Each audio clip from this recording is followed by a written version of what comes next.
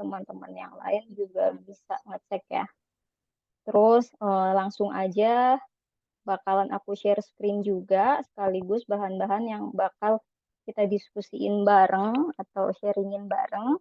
Jadi terima kasih banget buat teman-teman yang udah nyempetin hadir di sharing intro to social media marketing kita untuk grup digital marketing pejuang digital. Sebelumnya aku juga mau remind lagi bareng aku di sini ada Kak Diva Chandrika. Beliau sehari-hari jadi sosial media spesialis di satu in-house ya Kak ya. Terus langsung aja, kalau untuk kegiatan sehari-hari itu, karena aku digital marketing strategis, aku biasa bekerja sama bareng teman-teman sosial media marketing, terus tim kreatif lainnya dalam urusan project digital marketing. Jadi untuk penggunaan sosial media manajemen, marketing, atau SEO, SEM itu aku biasanya ada tim lagi nih. Jadi mungkin hubungannya di sini sekalian buat mendampingi Kak Diva, kurang lebih nanti bakal inline sama sosial media marketing. Terus lanjut aja, kita bakal bahas nih ya seperti introduction pada umumnya, sosial media marketing itu apa sih gitu kan. Ya kalau dalam harfiahnya, sosial media marketing itu lebih ke penggunaan sosial media untuk membangun brand dari perusahaan atau produk atau service yang memang mau dipromosikan. Tujuannya bisa mulai dari awareness sampai meningkatkan penjualan. Atau di tengah-tengahnya kita bisa buat sosial media itu sebagai tools untuk bawa traffic ke website atau ke e-commerce kayak gitu.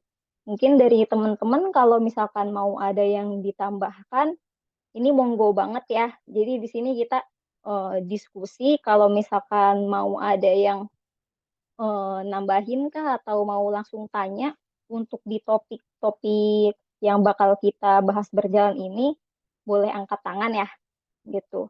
Jadi kalau sosial media marketing ini lebih ke prosesnya, metodenya, terus kemudian strategi dari marketing yang dimanfaatkan di sosial media kayak gitu.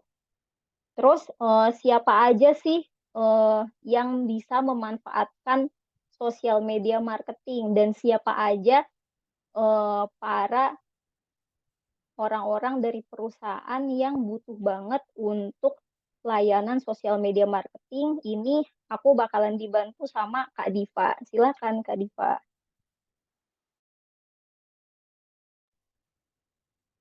Oke, makasih Kak Sarah. Aku izin melanjutkan. Eh, untuk ini mau dari employees dulu ya. Untuk dari sosial media spesialis sendiri itu sebenarnya kalau job desk sendiri itu hampir mencangkup semua terkait yang ada di sosial media gitu. Mulai dari konten, mulai dari eh, penyebarannya, terus juga segala titik bengek yang ada di sosial media tuh harus dikuasain sama sosial media spesialis gitu. Nah, kalau misalnya aku juga pernah di agency, pernah juga sekarang lagi di in-house. Nah, kalau misalnya sosial media spesialis di agency sama di in-house tuh seperti apa sih? Kalau misalnya di agency, dulu aku itu lebih eh, megang kliennya tuh lebih banyak dibanding in-house gitu. Jadi kalau misalnya in-house sendiri itu megangnya spesifik ke satu klien dan pastinya SOP-nya beda-beda ya. Kadang ada yang KPI-nya itu followers, ada yang KPI-nya dia kualitas konten, ada yang KPI-nya dia quantity konten, dia makin udah deh dia nggak peduli nih sama kualitas kontennya kayak gimana, yang penting hari ini ngupload banyak gitu. Terus juga ada yang KPI-nya itu eh, apa penyebarannya luas, jangkauannya luas gitu. Jadi konten yang dihasilin tuh lebih efektif. Seperti itu. Mungkin kalau dari sosial media spesialis, kalau dari sosial media strategis, mungkin Kak Sarah mau nambahin?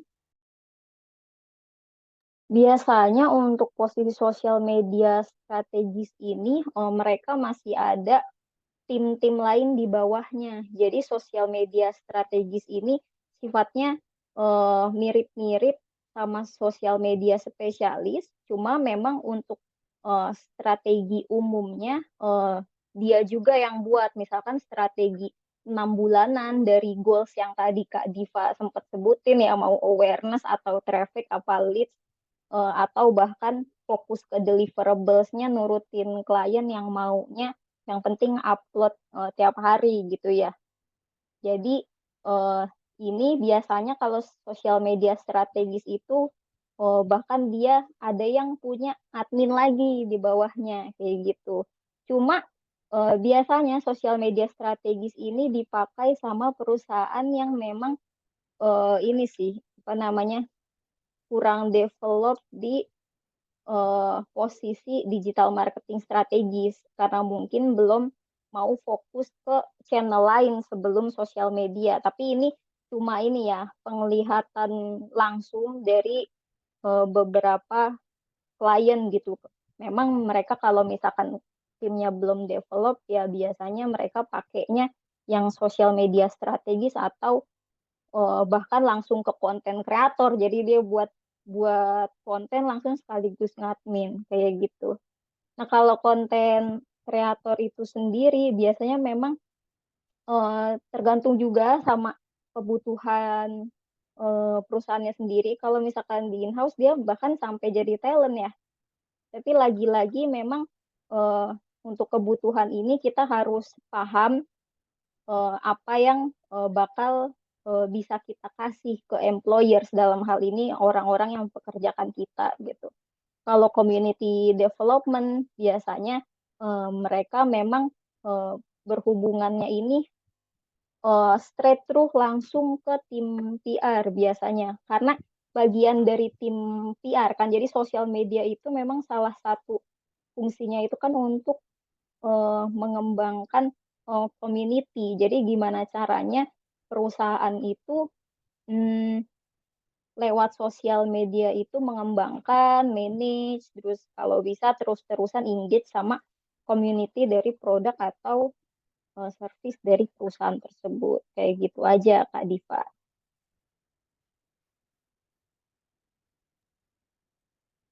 Oke, siap. Mungkin bisa di next, Kak Sarah. Oke, sebentar ya. Ini, yuk silakan dilanjut, Kak Diva. Oke. Nah, ini beberapa skill yang dibutuhin kalau misalnya bergerak di bidang sosial media. Sebenarnya skill kalau misalnya kita ngelihat eh, dari jauh gitu ya, skill yang dibutuhin itu sebenarnya banyak. Tapi untuk skill basicnya sendiri dari pengalaman aku itu nggak sebanyak ini kayak SEO itu mungkin emang spesifiknya dia di digital marketing yang spesifik di website misalnya. Sedangkan kan digital marketing kan nggak cuma di website, bisa juga di sosial media gitu. Nah, biasanya skill basic yang dibutuhin sama orang yang bekerja di bidang kreatif atau di bidang sosial media, yang pertama pasti kreativitas. Itu pasti. Walaupun mungkin orang mikirnya, ah gampang, buat konten gampang kok, gitu. Tapi itu nggak segampang itu. Kita benar-benar butuh kreativitas. Ngembangin, misalnya kita ada nih produk. Nah, kita ngembangin ke kontennya itu seperti apa. Nah, skill kreativitas di sini tuh benar-benar harus dikembangin gitu. Terus yang kedua, itu ada analisis atau research. Itu benar-benar dibutuhin juga di awal. Buat apa? Jadi kalau misalnya emang kita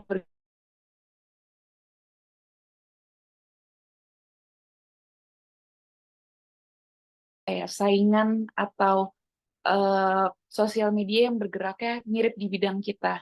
Tujuannya biar apa? Kurang lebih biar kita tahu nih kira-kira, oh audiens dari sosial media ini sukanya sama konten yang kayak gini. Konten yang kayak gini ternyata lebih rame bentuknya. Nah itu penting banget kita tahu juga. Terus yang benar-benar basic lainnya, yaitu ngerti soal at least fitur-fitur umum yang ada di sosial media gitu. Termasuk algoritma juga ya. Kenapa? Karena dengan kita tahu fitur-fitur dan algoritma ini nantinya akan membantu kita nih. Kira-kira kan konten kita udah bagus, udah cukup kreatif, secara visual juga udah menarik. Nah, kalau misalnya kita ngerti algoritma, kita bisa nih nyebarin konten kita dengan gratis, dengan cara manfaatin algoritma dan fitur-fitur yang ada gitu. Jadi nggak harus kita nyebarin konten tuh nggak harus berbayar kok, kita juga bisa gratis gitu. Asal kita tahu algoritmanya seperti apa, walaupun mungkin keberhasilan dengan kita organik itu nggak sebesar keberhasilan kalau misalnya kita dengan ads seperti itu. Mungkin bisa di next, Kak.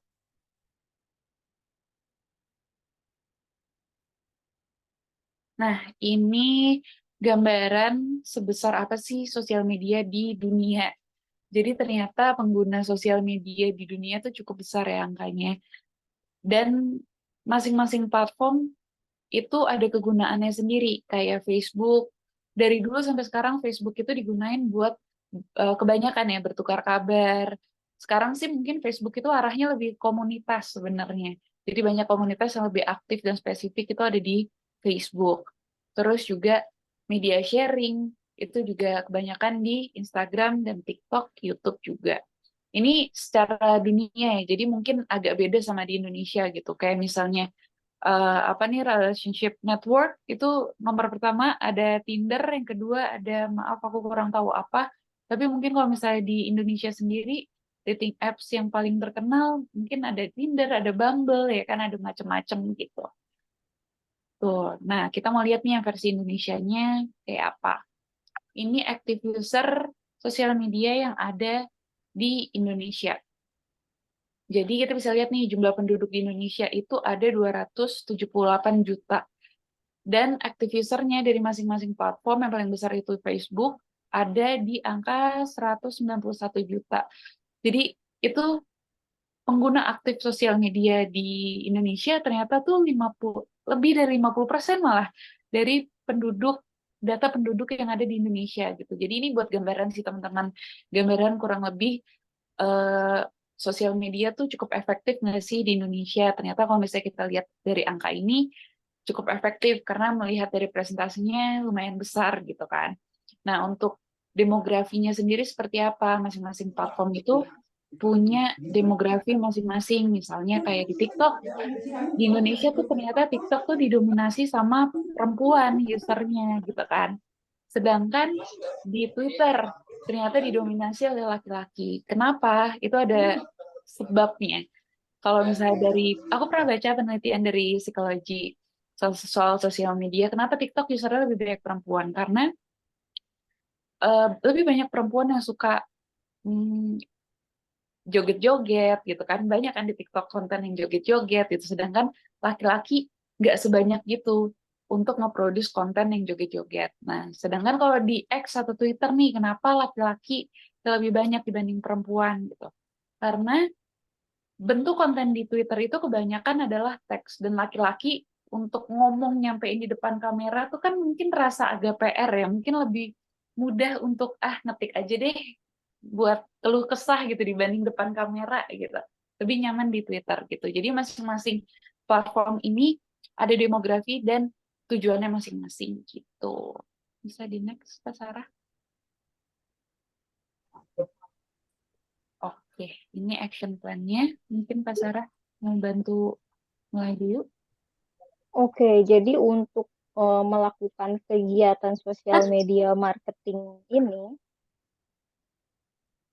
untuk melakukan kegiatan sosial media marketing ini biasanya memang kita harus align sama objektif dari bisnis yang bakalan kita bantu sosial media manajemennya.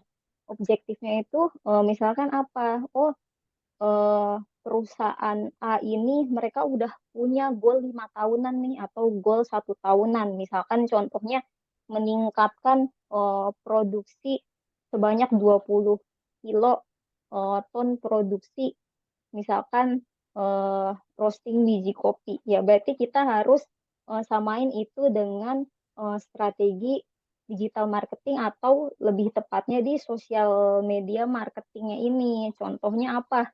Oh, bisa nggak sih kita bikin produksi roasting ini 20 kilo gitu ya dalam 1 bulan. Tapi sekarang followersnya atau eh, query yang dalam hal ini DM atau lead orang yang menghubungi kita itu masih sedikit. Berarti apa? Karena memang mungkin dari sosial medianya sendiri mereka belum menjangkau banyak audiens, maka kita bisa misalkan awareness dulu lah gitu kan untuk 6 bulan pertama. Baru kemudian untuk selanjutnya strateginya dikembangkan lagi supaya mendekati goal yang dibuat oleh bisnis bisnismen tersebut gitu ya. Makanya orang-orang sosial media marketing ini bahkan nanti diskusinya sampai ke bisa sampai ke direkturnya sekalipun gitu ya. Memang kebanyakan mungkin cukup sampai orang-orang marketing ya, orang-orang di divisi marketing. Tapi ada juga loh yang sampai mereka itu satu ruangan diskusi dengan direktur. Karena kan kita mau denger nih eh, orang yang mempekerjakan kita sebenarnya butuh apa sih gitu kan, apa yang mereka inginkan dari layanan sosial media marketing ini gitu.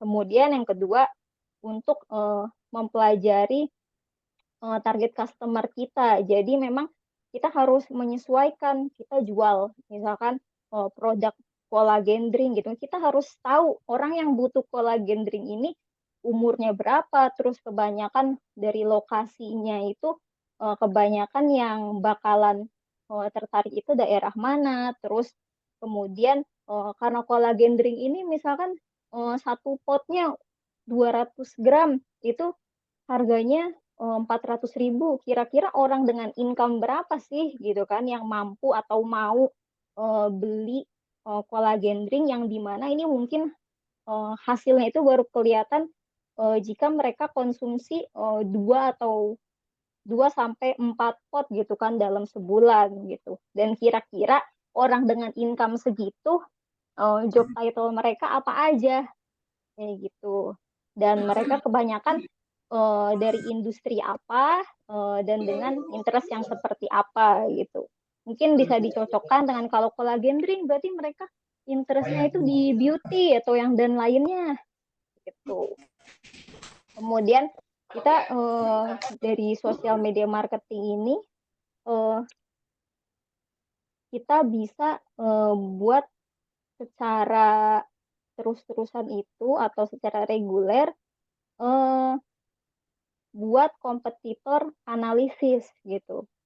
Kompetitor analisis ini bisa dibuat kalau kita sudah tahu nih dari brand yang kita boost sosial media marketingnya untuk head to head kompetitor itu siapa aja, kemudian yang bukan head to head itu siapa aja. Jadi kalau head to head ini biasanya memang kompetitor yang memang eh, dari segi level bisnis atau mungkin dari lokasi itu mirip-mirip nih sama kita gitu kan yang dijadikan kompetitor utama oleh orang-orang dalam perusahaan tersebut yang bisa di apa ya di compare gitu. Alasannya apa sih? Apa namanya perlu mengompar eh, kom- para kompetitor? Biasanya kita bakal lihat strategi apa yang lagi mereka kerjain, terus activation apa yang lagi mereka kerjain. Jangankan strategi yang mereka kerjain, yang kemarin-kemarin pun, yang sebelumnya itu kita bisa olah datanya. Kemarin mereka bikin acara misalkan ke Mandalika gitu ya buat promosiin brand. Terus respon masyarakat kayak apa sih itu kita bisa lihat untuk selanjutnya mungkin kita juga ambil pelajaran untuk brand kita sendiri di next campaign gitu.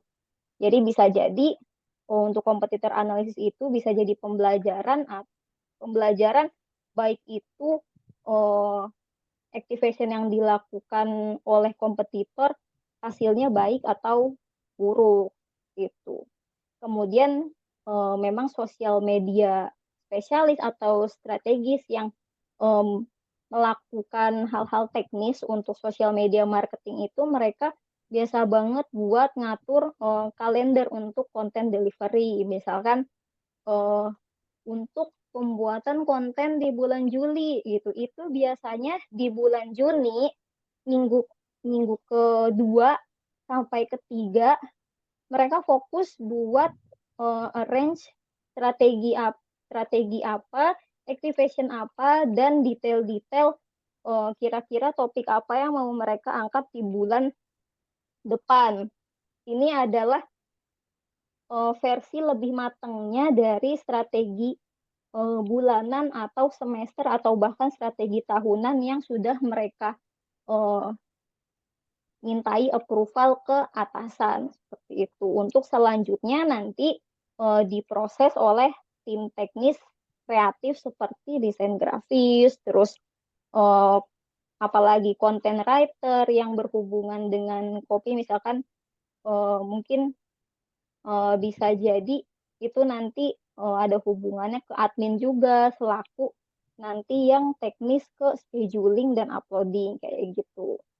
Atau mungkin kalau misalkan one stand man gitu ya, dia cuma social media spesialis satu di company. Oh berarti dia mulai dari pembuatan strategi, kalender, produksi sampai sampai managing query, DM dan eh, komen itu bahkan dia yang urus.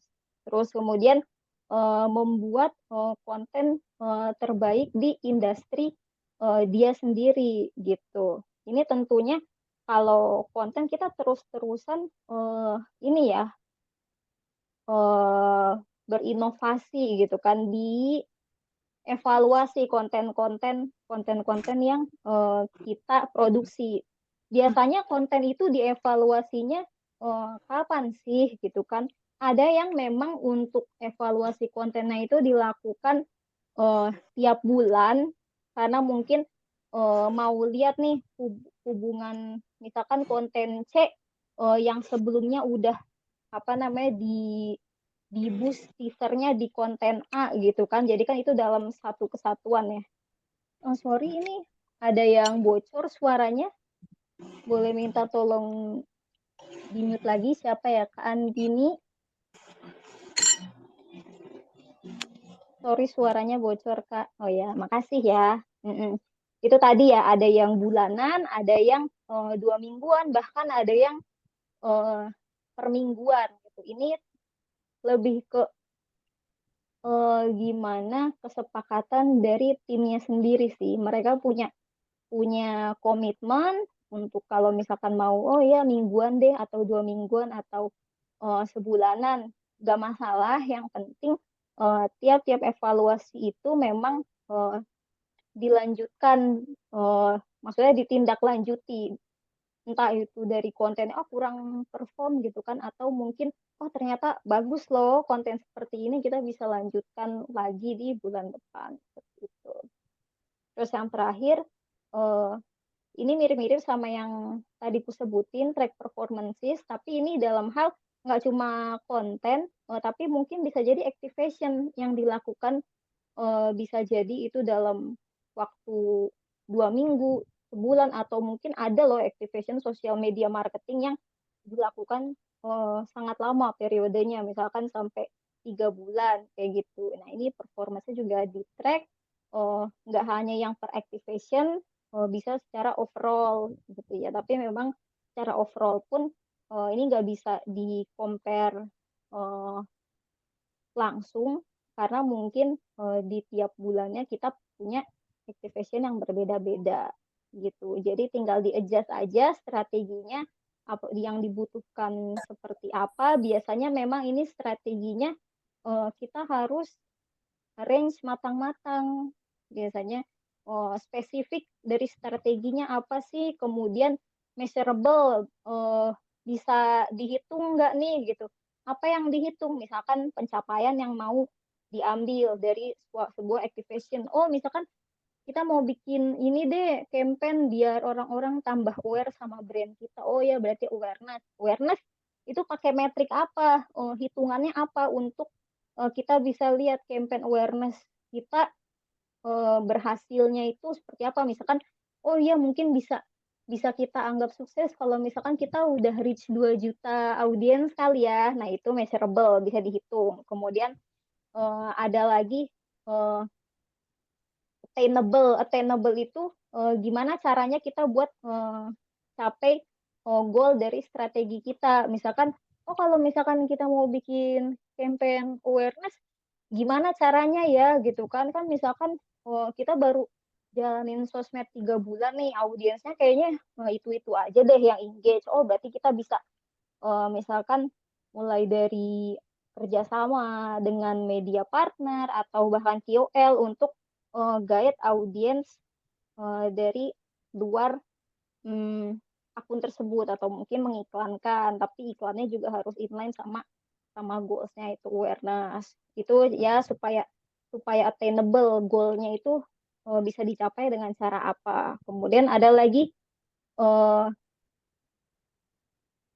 apalagi satu lagi itu R ya itu eh, relate sama apa strateginya. Misalkan kita mau promosiin tadi apa contohnya collagen drink.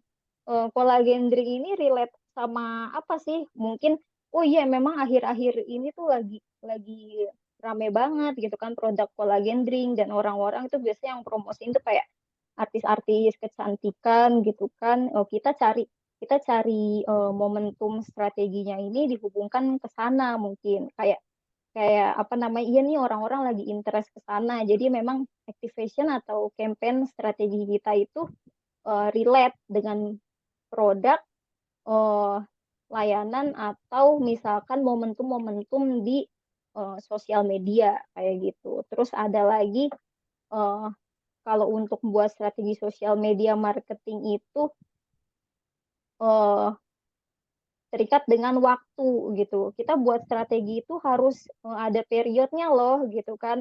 Kita mau capai 2 juta reach tadi misalkan dalam waktu 3 bulan deh gitu ya.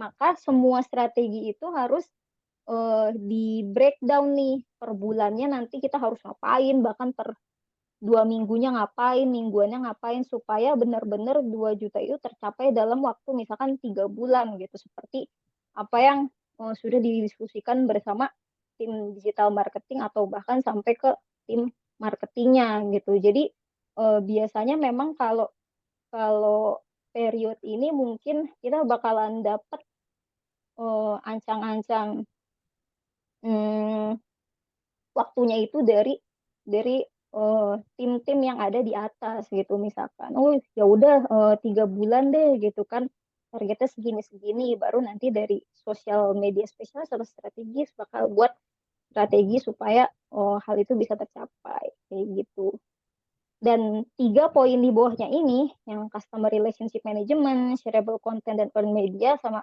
customer segmentation adalah eh, gimana sosial media marketing itu bekerja di teknis-teknis lainnya. Kalau tadi yang di action plan mungkin itu lebih ke apa ya best practice sehari-hari, tapi untuk ini aku mau minta bantuan lagi dari Kak Diva Chandrika gimana caranya sosial media spesialis atau sosial media strategis ini ngejalanin teknis-teknis yang 3 poin ini. Silahkan Kak Yu.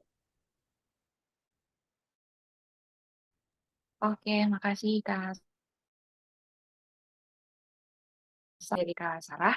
Mulai dari customer relationship management.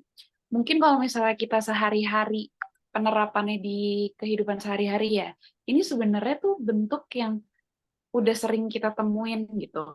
Contohnya, karena CRM sendiri ini adalah intinya gimana kita sebagai penjual atau misalnya kita sebagai owner itu ngebangun relationship sama customer kita. Jadi kayak kita ibaratnya tuh nyari chemistry gitu lah sama customer kita tuh gimana sih caranya kalau misalnya di sehari-hari, nggak di sosial media, di sehari-hari.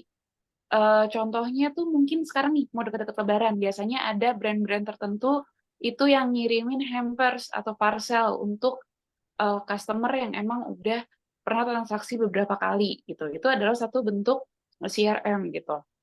Nah, kalau di sosial media sendiri itu seperti apa sih?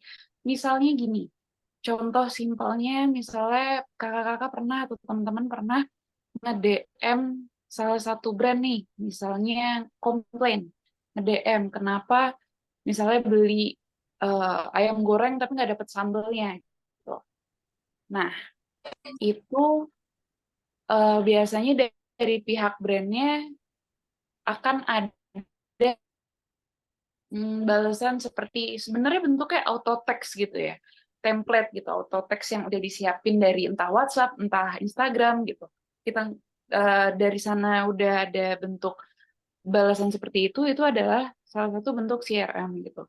Ataupun juga misalnya kalau misalnya teman-teman pernah lihat nih di TikTok atau di Twitter, misalnya ada kayak maaf ya ngebahas politik sedikit, kemarin misalnya ada salah satu pendukung yang nangis karena ngelihat capresnya atau ya calonnya dibully atau terharu lah atau apa. Terus ternyata dari salah satu partai ini ngirim package isinya tuh satu kotak gitu, coklat semua isinya, itu biar ngehibur apa pendukungnya atau netizen yang komplain ke mereka. Nah, itu juga salah satu bentuk CRM sebenarnya di sosial media. Banyak sih bentuk CRM. Intinya CRM ini tujuannya untuk ngebangun rasa kayak kita sama customer atau audiens kita itu dekat. Jadi tujuannya tuh apa?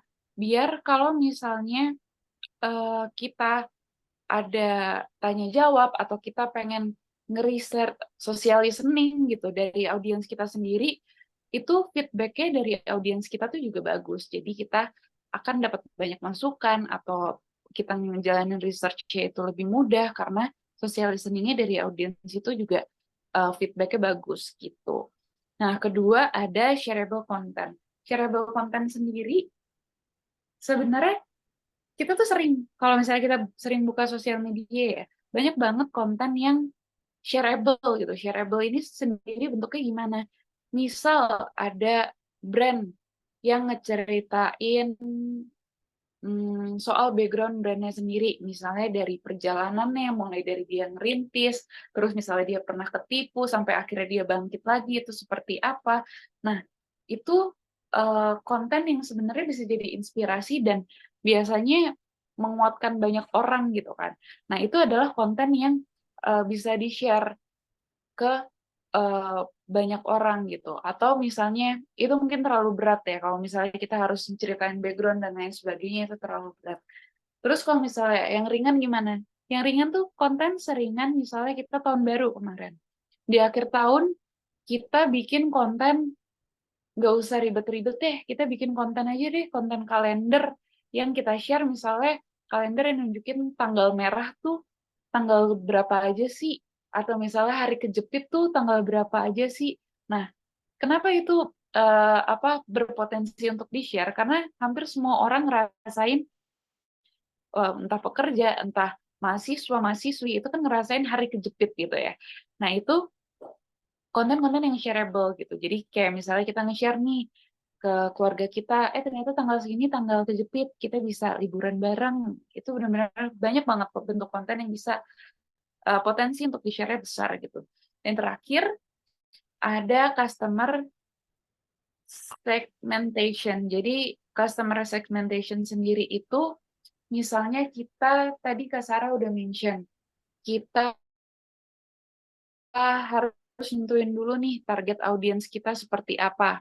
Otomatis kita akan tahu kira-kira kebutuhan dari customer itu seperti apa, terus karakteristiknya seperti apa, perilakunya seperti apa. Jadi dari situ kita bisa apa ya, mengembangkan lagi kira-kira customer segmentation tuh kira-kira konten yang tepat untuk target audiens kita seperti apa. Misal nih, ada study case ya. Ini karena tadi Kak Firman. Oke, misalnya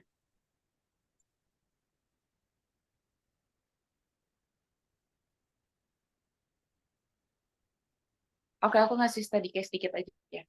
Misalnya, eh, aku punya target audiens pekerja kantoran, usianya dari 21 sampai 30, terus karena pekerja kantoran, jadi karakteristik dan daily activity-nya itu ya dia duduk 8 jam di kantor, di dalam ruangan, di depan komputer gitu.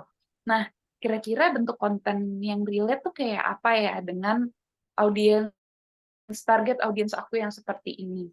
Mungkin aku bisa bikin konten tentang tips cara duduk yang benar pas di kantor biar nggak pegel-pegel, itu bisa.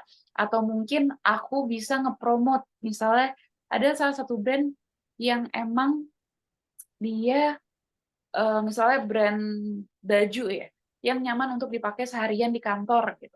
Bisa juga misal bikin konten olahraga yang tepat untuk orang-orang kantoran nih seperti apa. Karena kan orang kantoran mungkin tenaganya yang tersisa itu nggak sebanyak orang yang misalnya ngabisin waktu di rumah gitu ya. Jadi kira-kira konten-konten yang cukup relatable sama target audiens kita gitu. Jadi benar-benar tadi benar kata Kak Sarah, kita benar-benar sebelum mau mulai sesuatu di sosial media, itu hal yang pertama yang harus kita siapin itu adalah target audiensnya, seperti itu. Mungkin Kak Sarah mau ngelengkapin? Iya, betul banget. Kalau misalkan kamu baru mau untuk ngurus sosial media dari brand atau produk tertentu yang belum ada datanya, misalkan, let's say untuk akun-akun tertentu itu mungkin ada yang pakai minimal followers untuk data insight-nya keluar. Let's say Instagram gitu ya, misalkan Instagram nih kita belum tahu insight insight audiensnya seperti apa kalau followersnya belum sampai 100 gitu ya. Kalau gitu kita dari awal tuh bisa tanya ke orang marketing atau mungkin dari produk ownernya sendiri, produk ini atau service ini sebenarnya buat siapa sih gitu kan. Itu satu, bisa bisa tanya ke product ownernya atau tim yang ngurus produk tersebut. Terus kemudian kita bisa lihat dari head kompetitor. Head kompetitor ini yang engage sama mereka siapa aja sih? Mungkin kalau misalkan kita belum ada eh, tools berbayar yang bisa dipakai buat apa namanya tarik data punyanya si kompetitor. Oh ya udah lihat aja eh, audiensnya yang beneran engage sama mereka itu kayak apa sih profilnya gitu kan. Dilihat secara umum dan kamu bisa bikin dummy campaign juga dengan cara mungkin kita bikin kreatif atau bahan-bahan ads yang agak mirip-miripin dari produk atau service tersebut. Terus habis itu kita dari bahan-bahan tadi, informasi dari produk owner atau dari kompetitor yang udah kita gather datanya, kita buatlah beberapa ad set gitu ya untuk di testing gitu. Nah, nanti bakal kelihatan eh, dari kreatif-kreatif tersebut audiens yang kita dapetin kayak gitu. Mungkin emang jatuhnya agak terkesan coba-coba, tapi kalau di sosial media marketing atau digital marketing, kalau nggak coba itu kita nggak bakal tahu kan, gitu Kak Diva.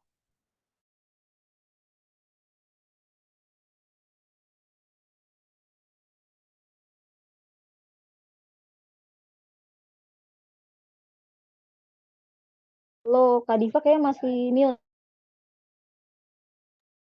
Iya, tadi aku mau ngelengkapin sedikit, karena ini ada pertanyaan dari Kak Firman ya. Segmentation tuh classification-nya dari apa aja sih? Tadi, seperti yang aku udah jelasin itu, bisa dari usia, bisa dari gender, karena kan nggak semua brand atau produk itu spesifik buat perempuan nih. Itu kan nggak spesifik buat laki-laki doang nih, nggak. Jadi kayak misalnya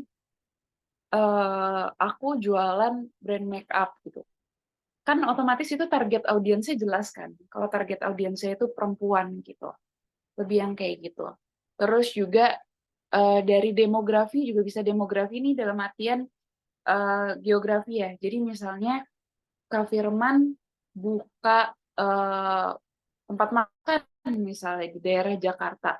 Kan nggak mungkin target audiens di sosial medianya itu pengguna Instagram di Bandung, gitu. Nggak mungkin kan. Jadi lebih ke situ sih Kak, lebih spesifik ke usia, gender, apa namanya, daerah juga, terus juga dari kesehariannya tadi yang udah aku mention juga sebelumnya gitu sih. Mungkin bisa next ke Sarah. Ya, ini ada sedikit quotes dari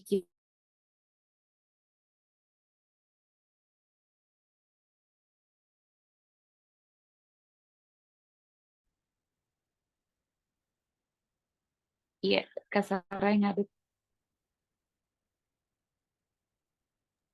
Oke guys, jadi ini ada quotes dari kita, bukan dari kita sih, maksudnya kita yang copy ke sini, kita yang paste ke sini. Ini quote-nya dari Johann Wolfgang. Jadi knowing is not enough, we must apply. Willing is not enough, we must do. Jadi cukup tahu aja dari sebuah ilmu itu nggak cukup guys. Kita harus apply atau kita harus pakai nih ilmu tersebut untuk misalkan eh, contohnya diterapin di eh, keseharian kita. Dalam hal ini tahu ilmu sosial media marketing itu nggak cukup, tapi kita juga harus coba praktekin. Terus mau aja juga nggak cukup, kita harus lakuin. Misalkan kita mau jadi sosial media spesialis atau strategis, berarti kita harus lakuin nih apa yang mereka lakukan. Nah, di sini setelah kita kurang lebih sharing terkait introduction dari social media marketing dan siapa aja yang pakai metode ini atau proses dan strategi pemanfaatan sosial media untuk marketing ini dilakukan, kita dorong kalian semua untuk eh, coba aplikasiin ilmu tersebut, coba untuk praktekin supaya nanti makin apa ya namanya inline sama kebutuhan dari sosial media spesialis atau strategis di industri kreatif ini ya. Untuk itu kita eh, happy banget buat ngenalin ke kalian next program dari Pejuang Digital. Kita bakal launching intensive course untuk social media marketing. Untuk programnya sendiri, ini aku mau minta bantuan dari Kak Aryo buat bantu jelasin. Dan nanti kalau misalkan mau ada pertanyaan terkait course dan materi yang sebelumnya kita sharingin bareng, boleh disiapin dulu pertanyaannya nanti. Kalau misalkan sudah dipersilahkan bisa drop pertanyaannya di kolom chat atau ini ya apa namanya kasih emot atau raise hand untuk tanya secara langsung. Iya, monggo Kak Aryo. Oke, makasih Kak Sarah. Jadi Pejuang Digital itu ada program Social Media Marketing Intensive Course. Itu tujuannya untuk kayak ngasih sebuah kelas yang intensif khusus untuk member Pejuang Digital. Di mana ini kita nanti salah satu benefitnya itu kita bakalan membangun portofolio secara real ya. Biasanya kan portofolio itu kadang-kadang cuma dummy, cuman ya cuman sebagai study case doang, tapi kita ini bakalan terjun langsung ke sebuah semacam real project bareng brand juga gitu. Terus kelasnya juga kita bakalan ada di seminggu 2 kali, itu total ada 48 jam sesi yang akan bisa kalian peserta dapetin dengan nominal yang cukup terjangkau ya. Kalau menurut aku sih, soalnya aku dulu pernah ngikut kursus yang nggak selengkap ini tuh harganya bisa di atas 500.000-an. Dan ini kita buat terjangkau mungkin biar orang bisa ikut gitu. 48 jam sesinya ada 24 sesi dan total ada satu sesi itu bisa hampir 2 jam lebih kok. Dan nanti juga ada dibuatin grup grup khusus untuk kelasnya sendiri. Dan juga nanti ada sertifikat, ada portfolio building juga, ada karir, ada apa namanya semacam dukungan karir juga buat teman-teman yang mau terjun ke eh, bidang sosial media marketing. Kita bakal bantu semaksimal mungkin gitu. Jadi ini proyek ini bukan ini ya, bukan apa semata-mata kita nyari kayak semacam cuan gitu, tapi kita benar-benar pengen bantu teman-teman buat eh, ningkatin skill teman-teman, bangun portofolio yang real buat teman-teman semua gitu. Dengan estimasi harga yang terjangkau. Kalau dihitung-hitung dari 3 bulan itu kalian kurang kalian keluar 150.000 itu berarti sekitaran 50.000 per bulan. Kalau aku rasa sih worth it ya untuk kelas yang dipandu sama 2 mentor terbaik kita ini, ada Kak Sarah sama Kak Diva. Oke, untuk open to all level atau beginner ini bisa diikutin dari nol ya, dari yang benar-benar nggak ngerti sosial media juga sampai ke tingkat advance ya, karena kita di sini benar-benar bakalan eh, menjelaskan dari dasar sampai kita bisa praktek bareng, bisa mengembangkan skill di sosial media marketing secara menyeluruh gitu. Terus soal seriesnya itu kita setiap bulannya itu ada satu ininya, satu persatu topik yang besarnya gitu, yang bagian besarnya itu. Eh, dan yang akan kita pelajarin itu se ininya yang besar itu ada di social media marketing research, ada ads creative design, meta ads, sama CVN portfolio update. Nah, selanjutnya mungkin untuk apa aja yang akan dipelajarin di social media marketing intensive course nanti itu bisa dijelasin oleh Kak Sarah atau Kak Diva. Terima kasih. Oke, thank you Kak Aryo. Mungkin dari aku dulu ya. Iya, jadi ini sekalian menjawab pertanyaannya Kak Anzari yang tadi udah sempat dijawab juga sama Kak Aryo. Boleh banget kita open all level dari beginner sampai experience. Karena apa? Ini di 3 seriesnya ini kita bikin bertahap Kak. Dari pertama social media marketing research. Sebelum kita turun di praktek, kita bakalan nyari tahu dulu nih. Kita bakal share dari mulai teori, terus best practice yang sudah dilakukan oleh eh, kita yang sudah berkecimpung di bidang ini biasanya strategi yang biasanya dipakai seperti apa kita bakal ajari dulu gitu kan sebelum akhirnya nanti di seri-seri selanjutnya kita fokus ke prakteknya gitu kan kita bakalan ajarin kamu semua buat gimana sih caranya bikin bikin campaign sosial media marketing gitu ya.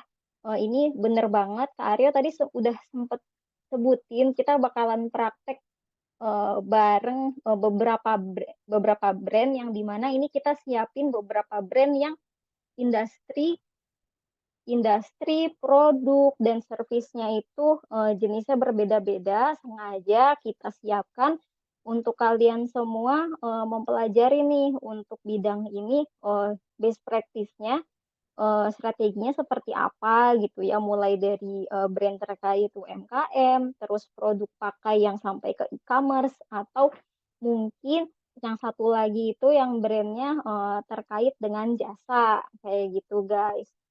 Kemudian setelah kita belajar gimana bikin campaign, sampai kita belajar juga desain ads eh, yang works itu kayak gimana sih, kita bakalan belajar juga bikin, tapi sebenarnya ini tuh kamu gak bakal sampai pusing, aku nggak bisa desain gitu kan. Ini tenang aja, kita bakal pakai atau menyarankan kalian pakai tools yang mudah. Yang penting adalah gimana caranya kreatif atau desain dari ads itu nanti nyantol kan ke audiens kayak gitu. Setelah belajar gimana bikin campaign, eh, kita bakalan naikkan gitu. Kita belajar bareng-bareng cara ngiklanin campaign yang udah kita bikin di seri kedua itu. Dan kemudian setelah kita jalanin, kita bakal lihat hasilnya seperti apa dari masing-masing brand yang udah kalian buat dan naikkan campaign-nya, kita belajar cara baca data guys gitu. Mungkin sebelumnya teori terus desain-desain. Nah yang ketiga ini nanti kita bakal baca angka gitu. Dari campaign yang udah kita jalanin, angka segini cukup gak sih, udah bagus belum sih gitu kan, sesuai dengan kebutuhan atau goals campaign yang udah kita buat sebelumnya gitu. Terus gimana caranya dari angka-angka yang kita dapat dari dashboard atau dari dalam tools pembuat iklan tersebut, uh, untuk selanjutnya kita buat versi reportnya gitu. Nanti kamu juga belajar gimana caranya bacain hasil report dan buat evaluasi dan strategi selanjutnya dari report yang udah kamu buat kayak gitu. Oh, mungkin kamu bakal ada pertanyaan, Kak, kita bikin bikin ads akunnya dari mana gitu kan. Terus budgetnya dari mana gitu. Tenang aja untuk akun eh, nanti kamu pakai apa namanya page siapa atau pakai ad account siapa itu nanti bakalan dibantu juga pembuatannya. Terus untuk budget juga itu udah include di fee registrasi kalian, jangan khawatir. Dan kalau misalkan kayaknya aku belum belum siap deh Kak. Hmm, Masalah siap gak siap kita harus siap guys. Jadi gak perlu khawatir untuk praktek-praktek ini bakalan kita lakuin. eh, ada yang dilakukan secara tim dan individual. Jadi memang kita fokusnya di sini sharing, belajar bareng-bareng untuk gimana caranya belajar sosial media marketing yang advance lagi kayak gitu. Nah, selama 3 bulan nanti kita belajar bareng, eh, kami terbuka banget buat kalian yang mau terus-terusan update CV dan portfolio. Jadi meskipun nanti report campaign yang sudah kalian buat itu bakalan pastinya diupdate di dalam CV dan portfolio, tapi untuk bagian-bagian lain yang di dalam CV atau portfolio kita juga terbuka banget untuk buka konsultasi gitu. Jadi gimana caranya isi dari CV dan portfolio kamu sesuai sama bidang yang kamu ikutin atau posisi-posisi tertentu yang mau kamu incer itu supaya inline dengan CV dan portfolionya kayak gitu. Mungkin dari Kak Diva mau ada tambahan, silakan. Udah cukup lengkap sih, cuman mungkin aku lebih detailing lagi. Mm-mm. Untuk Meta Ads sendiri, yang dibahas itu akan, jadi nggak cuma teori kayak step-stepnya gitu ya. Itu nggak cuma gitu, tapi aku juga bakal ngejelasin tentang kira-kira ads yang bakal diterima tuh kayak apa sih, yang bakal lolos di Meta tuh seperti apa sih, terus juga ads yang ketolak tuh seperti apa sih, yang melanggar peraturan Meta tuh seperti apa gitu. Karena Meta sendiri kan dia punya apa ya, standar-standar sendiri gitu untuk nge-ads, jadi nggak sembarangan nge-ads aja gitu. Nah juga mungkin nanti akan ada tips-tips gimana caranya jangkauannya lebih luas, terus kira-kira budgetnya harus berapa sih nih buat nge-ads gitu. Nah itu bakal dibahas semua sih. Nanti juga aku bakal nge-share contoh CV dan portofolio aku ke Sarah juga. Jadi nanti teman-teman bisa lihat nih hasil-hasil pengerjaan kita seperti apa. Terus juga nanti teman-teman bakal dapat inspirasi kira-kira CV sama portofolionya akan seperti apa gitu. Dan di sini kita nggak dapat apa, maksudnya portofolionya tuh nggak cuma satu portofolio gitu dapatnya. Jadi kita juga dapat kalau misalnya nanti teman-teman ada praktek buat konten, itu dapat portofolio dalam bentuk konten, terus juga kalau misalnya nanti ngejalanin ads nih, itu juga dapat portofolio dalam bentuk ads. Nah, portofolio dalam bentuk ads tuh gimana? Biasanya kita akan ngasih tunjuk kenaikan dan keturunan yang ada di report gitu. Itu sih teman-teman kurang lebih. Mungkin Kak Aryo atau Kak Sarah ada yang mau nambahin? Kalau dari aku juga udah cukup. Kalau dari Kak Aryo juga kalau udah nggak ada lagi yang ditambahin, kita mungkin langsung aja ke sesi pertanyaan ya. Silakan buat teman-teman yang mau ada tanya terkait program atau mungkin mau get back lagi ke materi kita sebelumnya terkait intro sosial media marketing, silakan aja bisa angkat tangan dulu atau kirim emot, tapi kalau misalkan langsung by chat juga nggak apa-apa, silahkan guys. Masih ada waktu sekitar 15 menit lah untuk kita sharing-sharing ya. Silakan.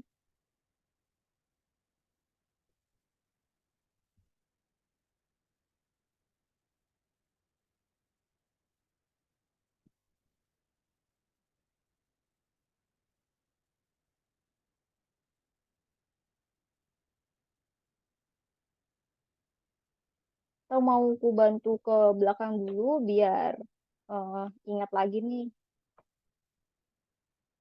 topik-topik yang barusan kita bahas apa aja gitu ya. Sambil nunggu mungkin kalau misalkan belum tahu atau malu mau tanya apa, boleh gak kalau di sini aku sambil kenalan sama kalian dulu ya. Kita coba stop share dulu di sini. Kalau yang kayak Kak Aryo, Kak Diva, terus eh, Kak yang lain nih kayaknya aku udah pada kenal. Cuma kita mau say hi dulu ke yang lain. Ini ada siapa lagi nih? Jangan jangan ini guys, jangan keluar dulu. Tentang tadi aku mau sebutin ya. Sini ada Kak Ariansyah, Kak Anzari, Kak Andini, Kak Inam, sama Kak Pirani. Halo, selamat malam Kak. Ya, salam kenal. Kalau dari kakak-kakak di sini yang masih stay sama kita, rata-rata kalian baru tertarik buat belajar sosial media atau mungkin udah ada yang berkecimpung di bidang ini, Kak.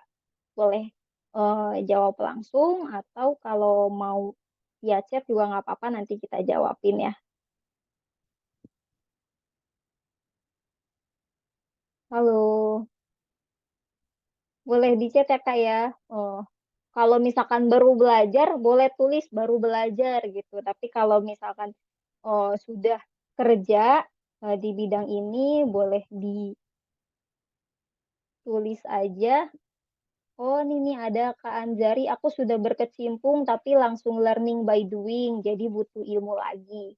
Nah, aku boleh tanya-tanya lanjut nggak ya Kak Anjari? Eh, Berkecimpungnya ini sudah di posisi sosial medianya kah? Dan mungkin boleh dikasih tahu nih Kak, hmm, brandnya terkait apa gitu.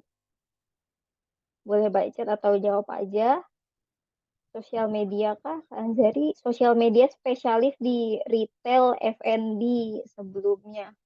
Oh, ini retail menarik banget ya. Berarti eh, kemarin ngurusnya sampai sampai apa Kak? Sampai sales kah atau masih fokus ke awareness?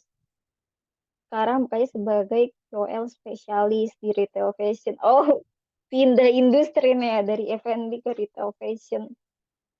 Ya, menarik, menarik. Ya nggak apa-apa, sebelumnya di konten aja tapi end to end Kak planner sampai jadi talent. Oh, menarik ini ya sampai jadi talent. Kalau ngiklan udah pernah belum Kak Anjari? Kalau iklan belum Kak. Oh iya, ini kita bisa nih soalnya kan kalau misalkan hmm, KOL spesialis itu mungkin kebanyakan mainnya di awareness ya. Kita kan ambil ambil audiens dari followers KOL yang kita eh, buat kerjasamanya ya.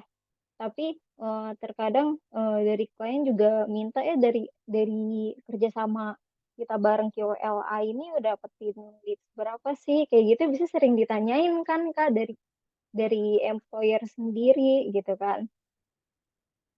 Jadi bisa nih belajar apa namanya terkait ads, mungkin bisa jadi insight juga ke orang-orang di kantor kayak oh kita bisa ngebus dengan cara ini gitu. Iya ads kamu tertarik banget. Kalau di company-nya untuk ads sendiri ada yang pegang sendiri atau memang belum belum ada orang yang pegang dan sampai sekarang belum dijalanin Kak. Ada sih yang pegang. Oh, oke oke. Kalau ada yang pegang itu memang kalau kita gak ikut-ikutan buat apa namanya pegang dashboard itu juga kurang sih ya ilmunya ya. Jadinya lebih ke kerja sama aja. Mm-mm. Nanti kita tunggu ya Kak ya buat belajar bareng. Kak Anjari belajar ads bareng sama teman-teman pecinta digital yang lainnya. Nanti kira-kira ada sih brand yang bakal kerja sama jadi sama kita di retail atau produk jadi yang nanti hubungannya ke e-commerce. Jadi nanti ada brand juga yang mereka udah taruh produk di e-commerce, kita bakal eh, coba untuk analisa sampai ke campaign yang ada di dalam e-commerce tersebut dihubungkan sama sosial media marketing yang bakal kita lakuin. Terus ada juga nih dari Kak Firani, aku udah punya pengalaman tapi masih ada hal yang belum ngerti juga gitu.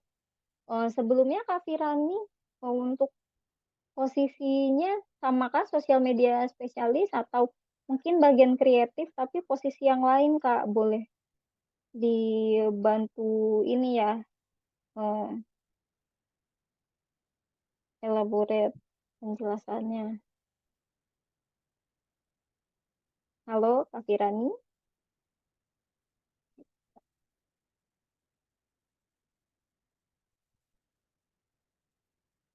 Oke.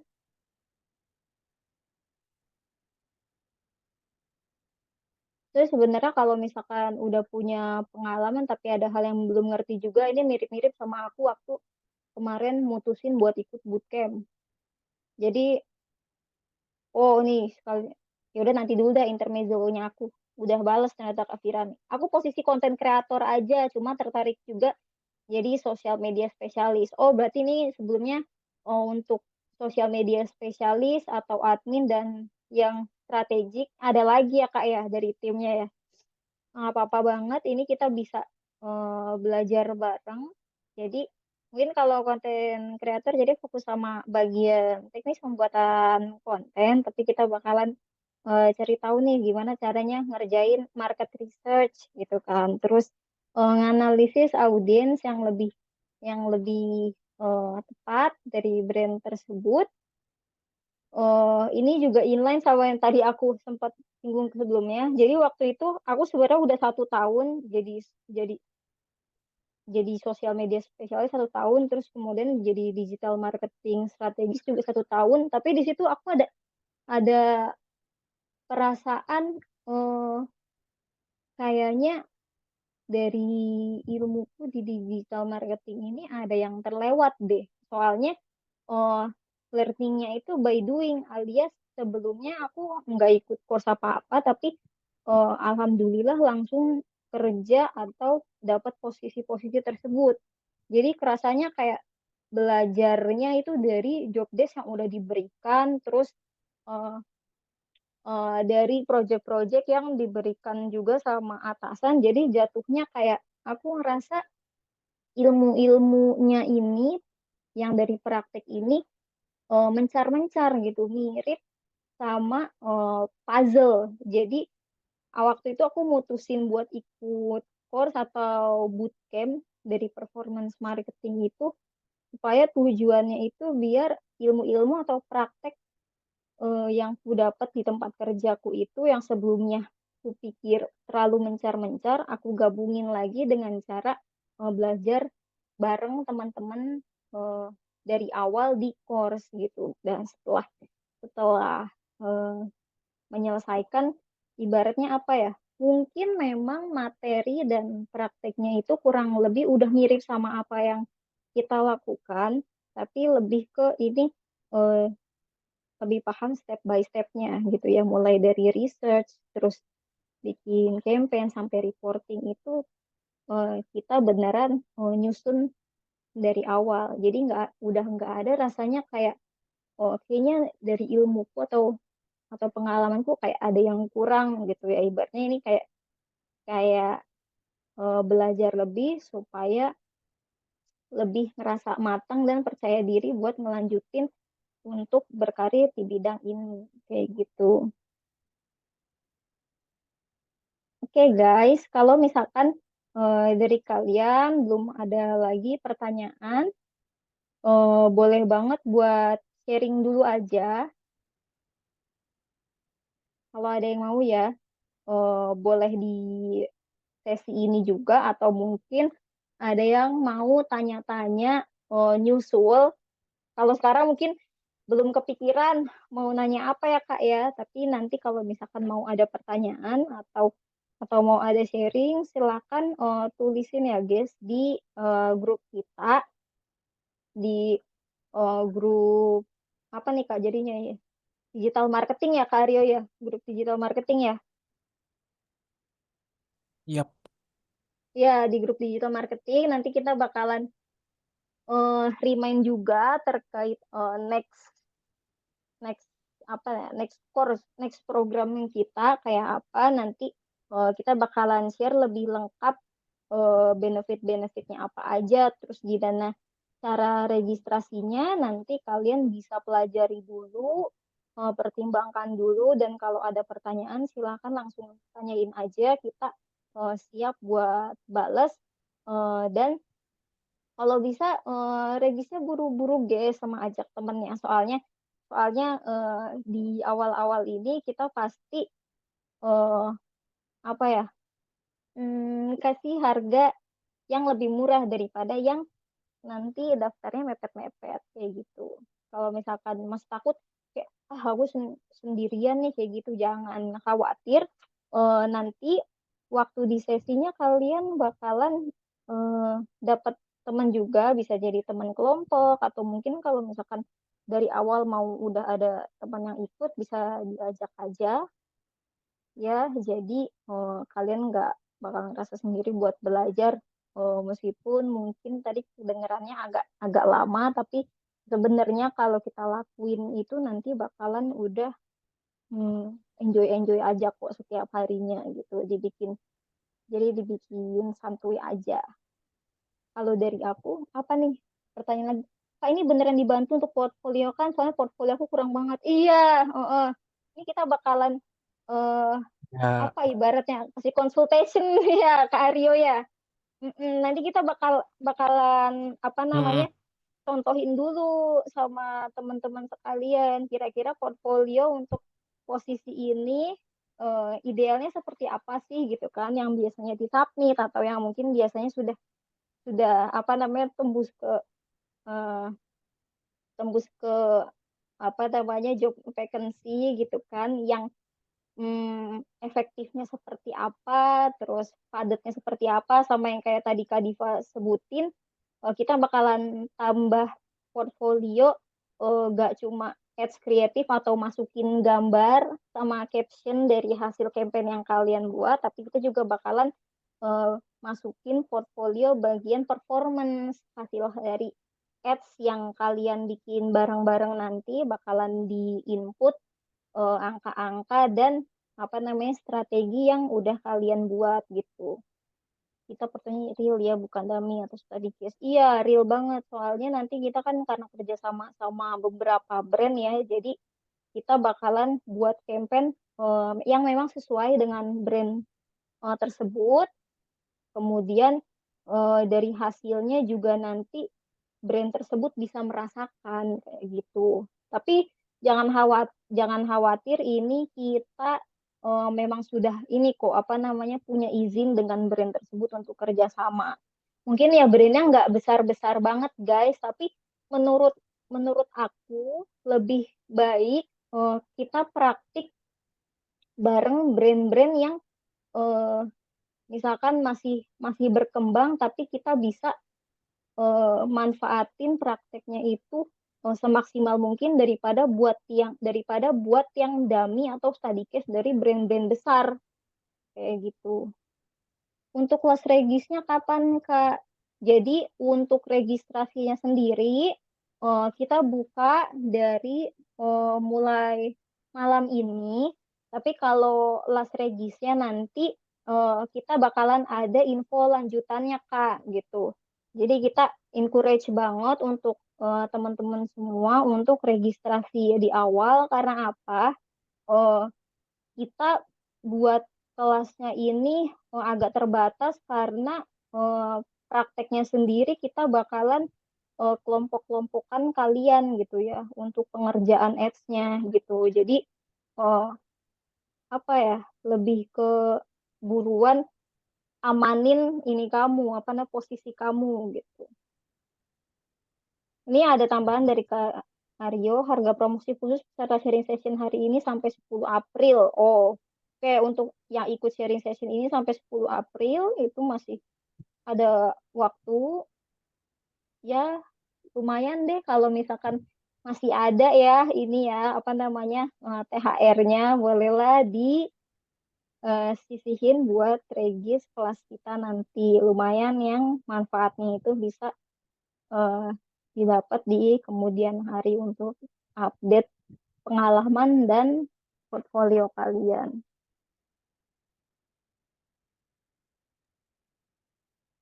Mungkin aku mau nambahin ini kali ya jadwal Mm-mm. kelasnya ya. Ya, silakan. Nanti kelasnya itu kita seminggu ada 2 kali, setiap Rabu sama hari Sabtu. Rabunya itu malam, Kamisnya itu di sore hari. Sama nanti kita juga bakal ada grup discussion gitu ya khusus untuk para member yang ikut sosmed ya, intensif nanti itu untuk saling sharing sama para mentor gitu. Jadi ini benar-benar kita susun itu sebanyak-banyaknya benefit yang bisa kalian dapetin gitu.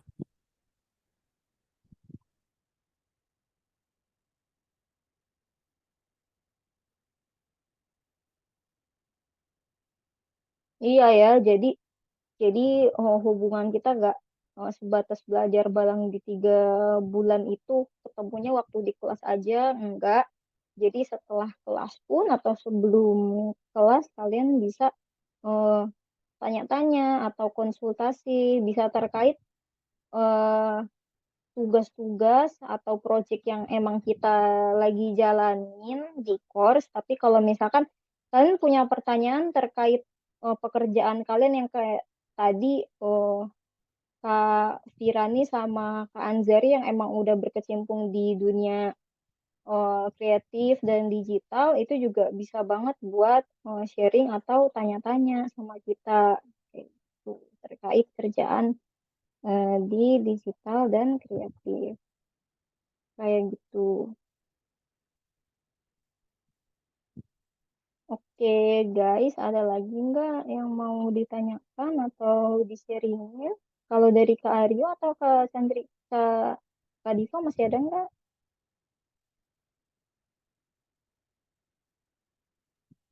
Kalau dari aku udah cukup sih, Kak. Mungkin dari Kak Oh, Aryo.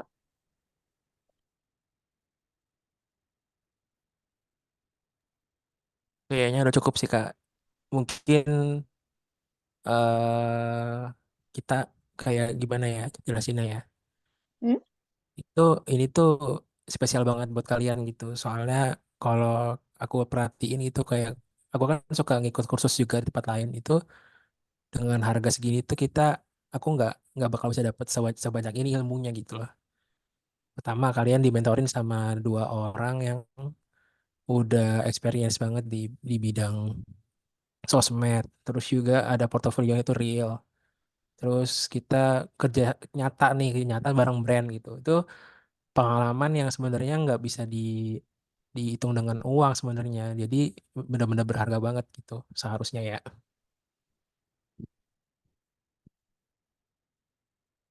Iya sih, kalau menurutku juga jarang banget dengan apa namanya harga segini bisa dapet real project sih. Termasuk cukup singkat juga waktunya buat bisa dapet real project. Soalnya yang lain itu biasanya makan waktu yang agak lama juga kan.